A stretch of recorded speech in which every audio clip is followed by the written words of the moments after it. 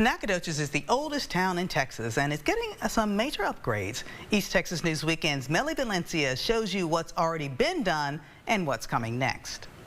Nacogdoches is getting a facelift thanks to the bond project voters approved in 2023 called the Capital Improvement Project.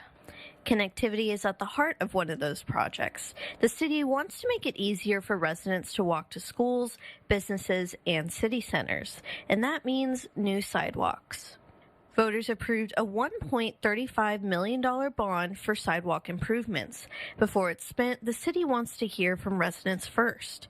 Case Opperman is the city's public works director and city engineer. Before we spend any of that money, we will have a public meeting for public input just to see where the citizenry thinks that sidewalks are needed along city facilities. 2 sidewalk projects are already designed, one on Park Street and one on MLK Boulevard. But they are waiting on a state revolving loan fund through the Texas Department of Agriculture, but that funding is not guaranteed.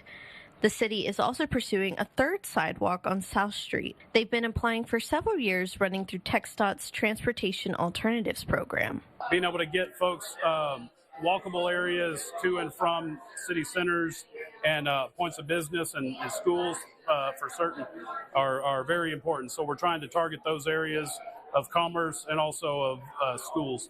And for dog lovers, Bonita Creek Park has a new dog park. The upgrades were funded by the proceeds from the city's annual Blueberry Run. We were able to purchase some really cool new dog park equipment. So we've got some great new benches. We have a slide on both the small dog and large dog side, and then some other like agility equipment. So we've been really excited to install that and just improve that dog park, in addition to us getting to pretty substantially expand it just a couple of months ago.